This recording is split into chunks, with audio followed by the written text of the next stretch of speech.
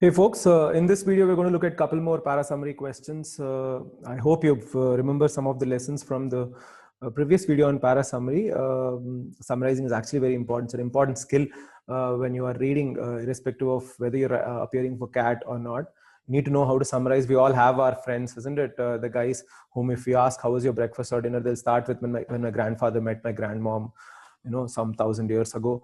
So you need to know how to summarize.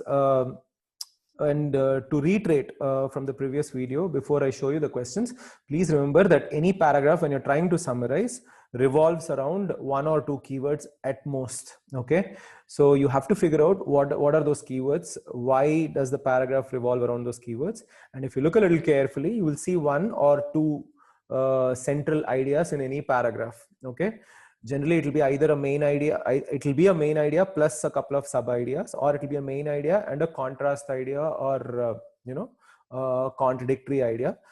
Depends on the tone. So if you observe the tone carefully and the tone's changing, that means there's a contrast idea as well. If the tone's not changing, then you have probably a main idea and a couple of sub ideas. Anyways, without further ado, this is the first question. You can pause the video here and solve the question. Please do not take more than a couple of minutes to solve the question. Let us look at the paragraph first. Freud need not deserve his current reputation as one of the declining stars of a crude psychologism, retaining only some utility for the project of a psychoanalytical theory or leadership studies. This sentence is a very good example of what you call a double negative. Okay, need not deserve. Okay, this part's negative, right? So you would think, okay, the author is going to criticize Freud because the author is saying Freud need not deserve. But need not deserve what? His current reputation as one of the declining stars of a crude psychologism. Okay, so this is negative. So negative of a negative is positive, right? So we know now by the end of this part that the author actually is probably persuading you to look at the importance of Freud, okay, not to criticize him or anything.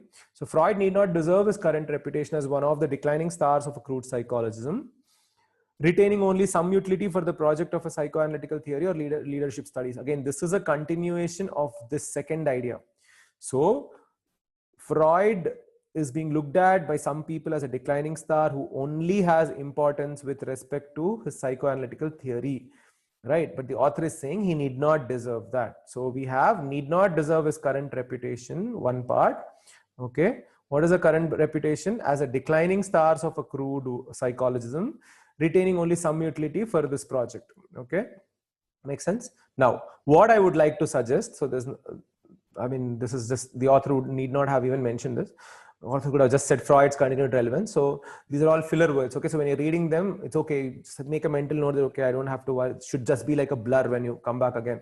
So you're always focusing on the ideas, small phrases and clauses which are important. Freud's continued relevance for the project of ideology critique with regard to assumptions about human nature, and what is more, that we can use Freudian psychoanalytical theory as one possible way to look at how structures in world politics, such as international anarchy, can be explained and tested for the resilience on the basis of a very shrewd appreciation of the hyperdynamic interplay of social structures and human agency. We'll take a deep breath, isn't it? Such a long sentence. This is why you need to be a good reader. When you read long sentences like this, you'll have to know exactly where to break it, right? So let's start breaking it. What I would like to suggest is, the author wants to suggest that Freud is relevant. Relevant for what? Number one, for the project of ideology critique with regard to assumptions about human nature. So Freud is relevant for the project of ideology critique. Okay. First of all, critique is not the same as criticizing. Critique is basically pros and cons, or critique is basically analyzing something deeply.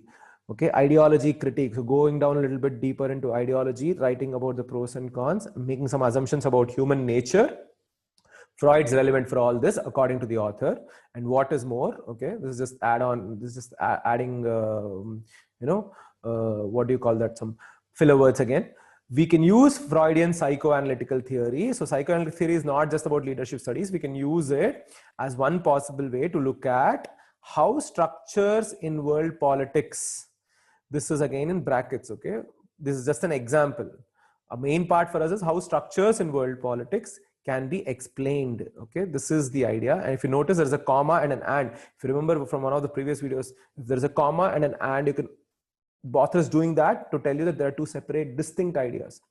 being added in the same sentence for continuity, but you can always read the comma and an and like a full stop. Okay, so psychoanalytical theory is important to look at how structures in world politics can be explained, number one, and tested for their resilience. Number two, tested how on the basis of a very shrewd appreciation of the hyperdynamic interplay of social structures and human agency. Okay, this is how they'll be tested. The shrewd appreciation, again, appreciation here is not the usual meaning of appreciate, meaning saying something positive about a person. Appreciation here is to acknowledge, okay, to say yes, it is important, that kind of appreciation. Okay, it's a secondary meaning. So very shrewd appreciation. What are we supposed to acknowledge here? There is a hyperdynamic interplay between social structures and human agency. Okay, human agency and human nature here, like I've reminded you previously several times, you want to connect similar phrases or similar words, from time to time, to make sure you understand what the author is talking about, because authors don't repeat the words, obviously, right? They have such good vocabulary, so they want to show their flair and flamboyance. So you'll have to go with the flow, but need to be able to connect these words. So human nature, human agency. What is human agency? Human beings decision making, human beings willingly taking, or deciding what they should be doing or should not doing, all of that. Human agency is a very broad term. Anyways, so that's the breakdown of the idea. So Freud did not deserve his current reputation, okay, as a declining star. It's not that his psychoanalytical theory is useful only for leadership studies. One part. Main idea, I would like to propose, the author saying, I would like to propose that Freud is relevant. Relevant for what? For ideology critique with regard to assumptions about human nature. Okay. And his psychoanalytical theory is useful to understand how structures in world politics, are connected, or rather we can look at it and we can test the resilience of those structures on the basis of a shrewd appreciation. What should we appreciate to be able to test the resilience? The interplay, or whatever, the commingling of social structures and human agency. So roughly we are looking at keywords like human agency, human nature, social structures, world politics. Okay, and obviously psychoanalytical theory. Now look at the options. A relook at Freud's theory about social structures and human nature could help understand world politics. Okay, how many ideas do we have here? Relook. One word explaining a lot. Okay, he need not deserve his current reputation as one of the declining stars. What the author wants to, suggest is that we understand that Freud is relevant, is continued relevance, right? So relook is correct at Freud's theory about social structures. One more idea, and human nature. Third idea could help us understand world politics. Okay, so we have almost all the ideas in this option. So this is an option we cannot eliminate, rather we'll take it very seriously. But hey, when we're going down the options for the first time, you're not trying to find the answer. Always remember that whenever you are solving a multiple choice question, the first round of looking at the options is never to find the answer. Okay, a lot of test takers make this mistake to their own detriment. They try to find the answer. Sometimes they're so hasty that they won't even go back and recheck the text.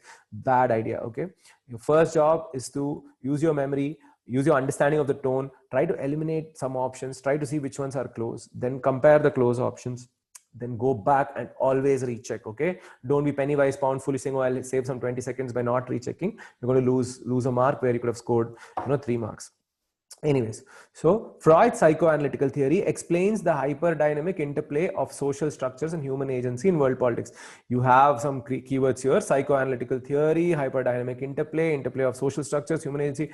Notice, okay, pretty much all the important keywords are there, except this option will catch the lazy guys. Okay, people who just look at the keywords and pick the answers, they get caught and trapped in options like this, because all the keywords are there.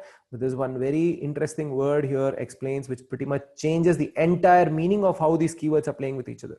Freud's psychoanalytical theory can help us understand or look at world politics if we appreciate the interplay of social structures and human agency.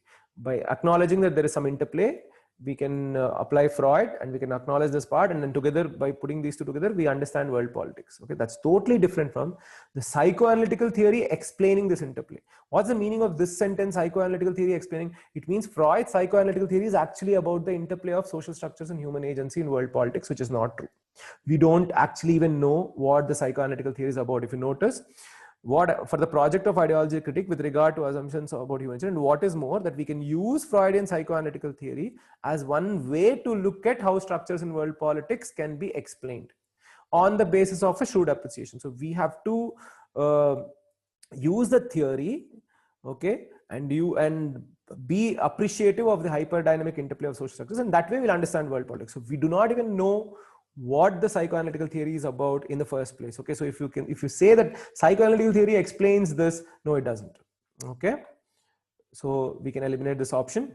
Freud's theories have been misunderstood. We do not have this anywhere, isn't it? That's why I'm cutting it short straight away. Okay, you eliminate this option. Freud's theories have been misunderstood in the past, but they can explain modern politics clearly. Okay, so it's one of the easier options to eliminate. So you don't even have to worry about it. Misunderstood. See, Freud's being considered as a declining star is totally different from misunderstood. Always be watchful, even within tone. Okay, subtones. Negative. Misunderstood is also negative. Declining star is also negative. But declining star is not as negative as misunderstood. Okay, so we can eliminate option C. Last. Freud's ideology critique might be instrumental in testing the resilience of world politics, which is based on social structures. So what are the problem areas here? So we have social structures, obviously. Testing the resilience of world politics is also there, but it's the ideology critique here that's the issue. Okay, if you notice, where have you seen ideology critique? We have seen ideology critique here. Okay, this part. Can you see this part? Okay, I'm drawing a lot of lines. Okay, so Freud's relevant for the project of ideology critique. Okay, the ideology critique is not his.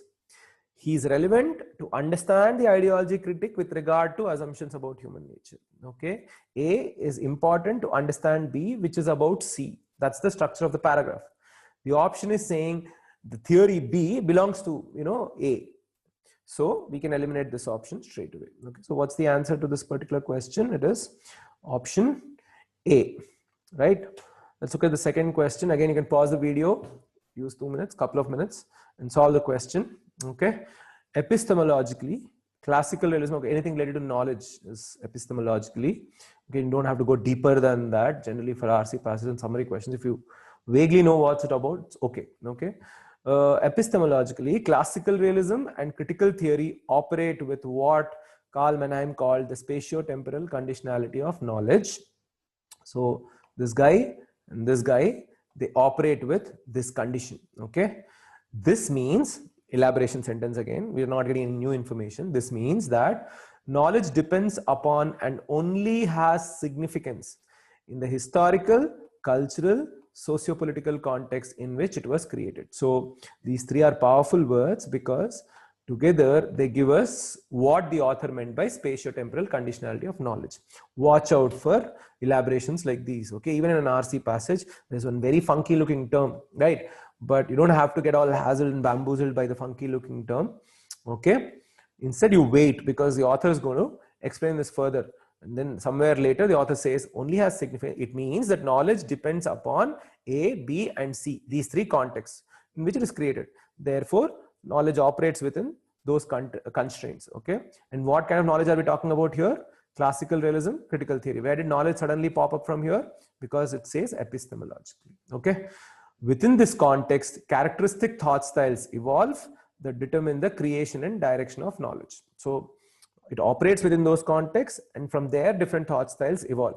So for classical realists and critical theorists, any claim for universal knowledge and absolute objectivity is therefore ill-founded and a source of epistemological imperialism. Beautiful term. Okay, epistemological imperialism is very roughly, okay, it's very difficult to explain on video. It'll end up being a long video, and you'll just pause it and then walk away somewhere.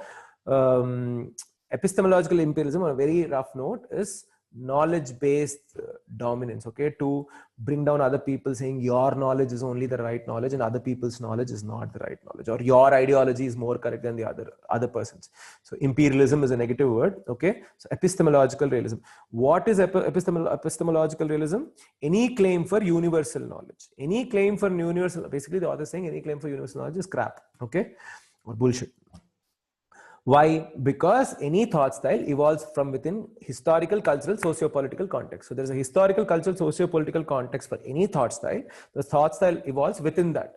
So any thought style, it's bullshit if it argues that, hey, we represent the whole universe and our knowledge is the absolute objective, amazing knowledge, and other people's knowledge is not, is nothing more than epistemological imperialism. That's what the author is trying to say. So if you notice, the main idea is here towards the end of the paragraph, right? So the author starts from, building the foundation first. So saying that A and B operate within this conditionality, that the conditionality means that there are A, B, C constraints, and therefore classical realism and critical theory cannot really claim, their universal predominance, cannot claim to be a universal knowledge. Clear? Let's look at the options. Classical realists and critical theorists owe their knowledge to Karl Mannheim's spatio-temporal conditionality. The problem word here obviously is this word owe. Classical realists and critical theorists don't owe their knowledge to this conditionality, okay? They operate within this conditionality. So the conditionality is the box. Inside that box, you have classical realists and critical theorists. Owe their knowledge means that classical realists and critical theorists basically get whatever they have from this conditionality. They don't. They are bounded by this conditionality, okay? So very easy option to eliminate if you just catch hold of this one word. A historical, cultural, and socio-political context limits the scope of both classical realism and critical theory, okay? It has all the ideas, okay? But it's not going to attract the lazy people because it doesn't have this funky looking term called spatial temporal conditionality, which is what you have to be careful about. That funky looking term is not required for us because we have the meaning, isn't it? So pretty much all the ideas are covered. We'll get back to this option if we have to. If there are other options that are closed, we'll compare, others we don't need to. Classical realism and critical theory both operate within the constraints placed by the spatio-temporal conditionality of knowledge. All the keywords are there. So this is obviously a very close option. However, for a really good reader, this is a very easy option to eliminate. Why is this very easy to eliminate? The sentence structure kind of misleads or distorts the meaning of the paragraph. How does it distort the meaning of the paragraph? Classical realism and critical theory operate within constraints. True. What constraints? This constraint: historical, cultural, and socio-political context. The constraints are not placed by spatio-temporal conditionality of knowledge. Spatio-temporal conditionality of knowledge is the constraint. Okay. So constraints placed by A is not the same as A, which is the constraint itself, isn't it? So the option kind of distorts the meaning of spatio-temporal conditionality of knowledge. Otherwise, it's fine, isn't it?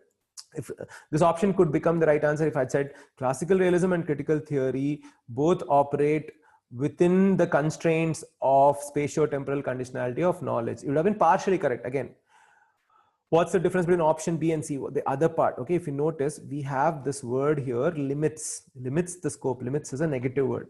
This negativity is very important here. The negativity is not there. Now, why should we have the negativity?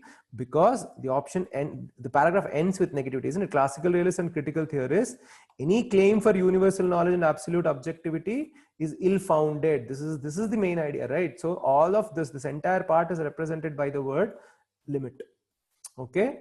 Limits the scope of both classical realism and critical theory. So don't look at scope and say, hey, we did not speak about scope. Let's look at how you can connect these words. Universal means entire, complete scope. So when the moment the author says limits the scope, it means not universal.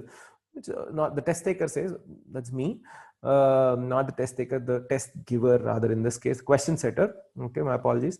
Limits the scope is the same as non-universal. Clear? So you have to make these word connections. Anyway, so you can eliminate this option.